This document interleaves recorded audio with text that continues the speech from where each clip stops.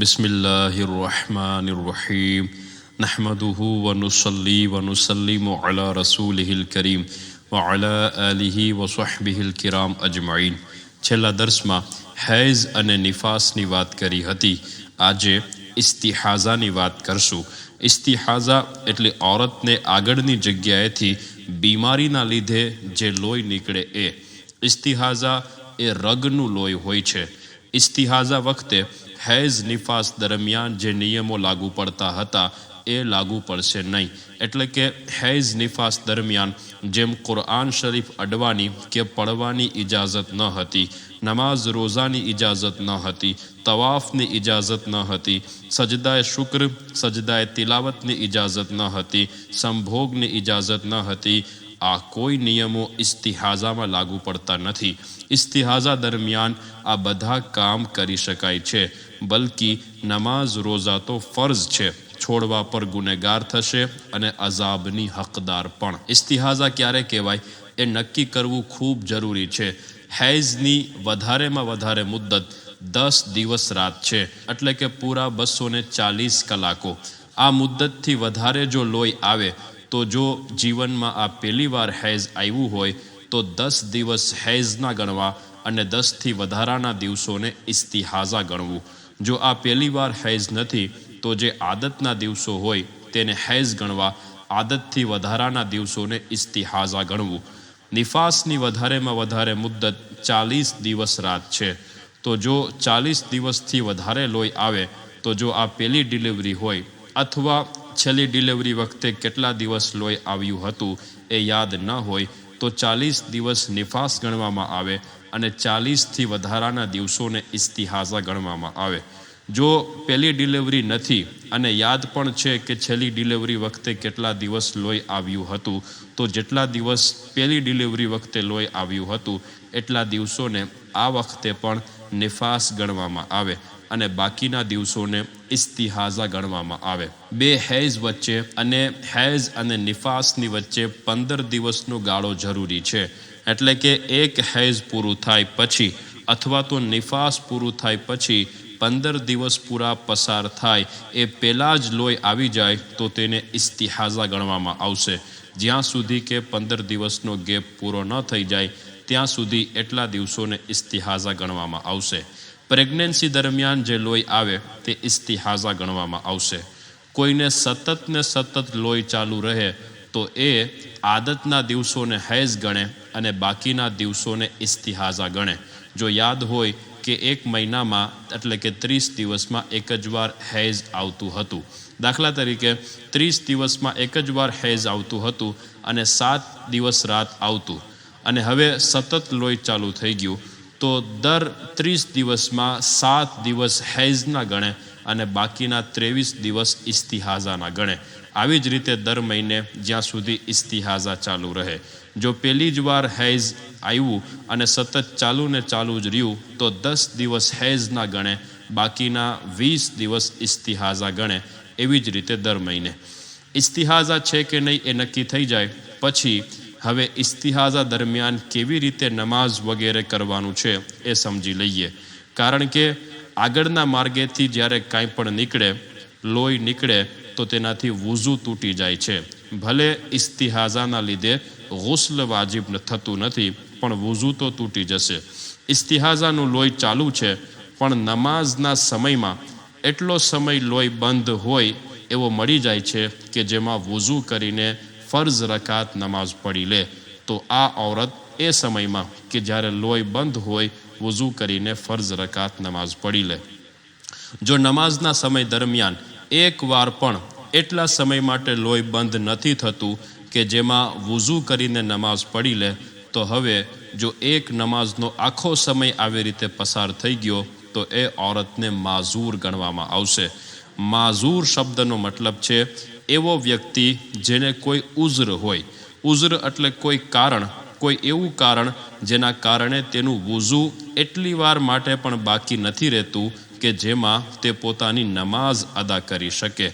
દાખલા તરીકે औरतને ઇસ્તિહાઝાનું લોહી કે પછી કોઈને હવા ખારીજ થવાની બીમારી હોય કે ઝાડા કે કોઈ જખમમાંથી રસી કે લોહી નીકળતું હોય અને આ કારણોને લીધે એટલો સમય નથી મળતો કે જેમાં વુઝુ કરીને નમાઝ પડી લે તો એ વ્યક્તિ માઝૂર ગણાશે. શરીયત મુજબ વ્યક્તિ માઝૂર ક્યારે ગણાય?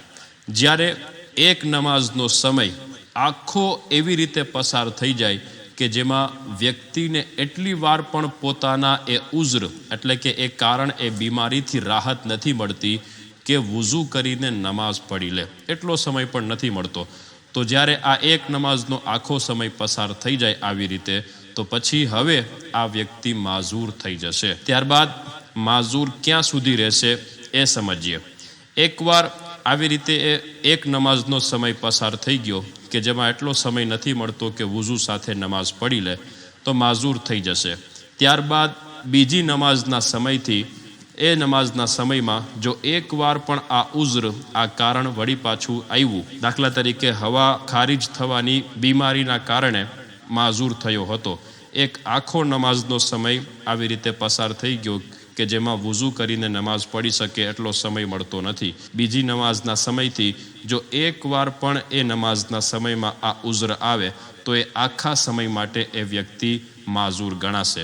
પછી ત્રીજી નમાઝના સમયમાં એ આખા નમાઝના સમયમાં એકવાર પણ આ ઉઝ્ર આવે તો એ વ્યક્તિ એ આખા સમય માટે માઝૂર ગણાશે. ક્યાર સુધી વ્યક્તિ માઝૂર ગણાય? જ્યાં સુધી એક નમાઝનો સમય આખો એવી રીતે પસાર ન થઈ જાય કે જેમાં વ્યક્તિને જે ઉઝ્ર હતું, જે કારણ હતું એ એક વાર પણ ન થાય. આવી રીતે જ્યારે એક નમાઝનો આખો સમય પસાર થઈ જાય તો હવે વ્યક્તિ માઝૂર નહીં રહે. એટલે કે હવા ખારીજ થવાનું બીમારી હતી, એક નમાઝનો આખો સમય એવી રીતે પસાર થઈ ગયો કે જેમાં હવા ખારીજ થઈ નહીં, તો હવે આ વ્યક્તિ માઝૂર નહીં રહે. હવે વ્યક્તિ માઝૂર હોય તો શું નિયમ છે એ સમજી લઈએ. માઝૂર વ્યક્તિનું વુઝુ એક નમાઝના સમયગાળામાં જે કારણથી એ માઝૂર છે એ કારણથી નહીં તૂટે. દાખલા તરીકે ઇસ્તિહાઝાના લોહીને કારણે ઔરત માઝૂર છે, તો હવે વુઝુ કર્યા બાદ એક નમાઝનો સમય પૂરો થાય ત્યાં સુધી ઇસ્તિહાઝાનું લોહી આવે છતાં પણ ઔરતનું વુઝુ નહીં તૂટે. હવે આ વુઝુથી એ નમાઝનો સમય પૂરો થાય ત્યાં સુધી જે કામ ચાહે કરી શકે છે, નમાઝ પઢી શકે છે, તિલાવત કરી શકે છે, કુરઆન શરીફને અડી શકે છે, તવાફ કરી શકે છે. ઇસ્તિહાઝાનું લોહી આવવાના કારણે હવે ઔરતનું વુઝુ નહીં તૂટે જ્યાં સુધી કે આ નમાઝનો સમય પૂરો ન થાય. જે કારણથી માઝૂર છે એ કારણ સિવાય બીજું કંઈ એવું થયું જેનાથી વુઝુ તૂટતું હોય તો હવે એ કારણના લીધે વુઝુ તૂટી જશે. દાખલા તરીકે ઇસ્તિહાઝાથી માઝૂર છે અને હવે હવા ખારીજ થઈ, તો ખબર છે કે હવા ખારીજ થવાને લીધે વુઝુ તૂટી જાય, તો હવે હવા ખારીજ થવાના લીધે તો વુઝુ તૂટી જશે. અને જેવો નમાઝનો સમય પૂરો થાય અને બીજી નમાઝનો સમય ચાલુ થાય એટલે માઝૂરનું વુઝુ તૂટી જશે, ફરીથી વુઝુ કરવું પડશે. દાખલા તરીકે અસરની નમાઝમાં વુઝુ કર્યું કોઈ માઝૂર વ્યક્તિએ, તો અસરની નમાઝનો સમય પૂરો થાય ત્યાં સુધી એનું એ વુઝુ જે ઉઝ્રના કારણે એ માઝૂર છે એ ઉઝ્રના કારણે નહીં તૂટે. પણ જેવો અસરનો નમાઝનો સમય પૂરો થાય એટલે વળી પાછું એને વુઝુ કરવું પડશે, તો એ વુઝુથી પછી એ મગરિબની નમાઝ પડી શકશે. આ જ હુકમ દરેક બીમારીના છે, હવા ખારીજ થવાને લીધે હોય કે પછી ઝાડાને લીધે હોય કે કોઈ જખમમાંથી લોહી રસી નીકળતા હોય એના લીધે હોય. ઔરત કોઈ કપડું વગેરે રાખીને જો એટલી વાર માટે લોહી બહાર આવવાથી રોકી શકતી હોય કે જેટલી વારમાં વુઝુ કરીને નમાઝ પડી શકે, તો હવે આ ઔરત ઇસ્તિહાઝાના લીધે માઝૂર નહીં થાય. કોઈને એવું હોય કે બીમારીના લીધે કપડું દિરહમથી વધારે નાપાક થઈ જાય છે, તો જો સમય હોય તો પાક કરીને પછી નમાઝ પઢવું ફરજ છે. અને જો ખબર છે કે નમાઝ પડતા પડતા વળી પાછું એક દિરહમથી વધારે નાપાક થઈ જશે તો હવે ધોવું જરૂરી નથી, વગર ધોયે નમાઝ પઢી લેશે તો પણ થઈ જશે.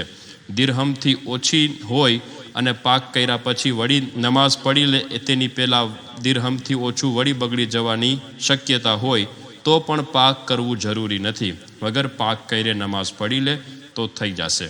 આજના દર્શમાં આપણે ઇસ્તિહાઝા વિશે વાત કરી અને સાથે કોઈ એવી બીમારી હોય જેના લીધે એટલા સમય માટે પણ વુઝુ બાકી નથી રહેતું કે નમાઝ પઢી લે, તો શું કરવું તેના વિશે આજના દર્શમાં આપણે વાત કરી.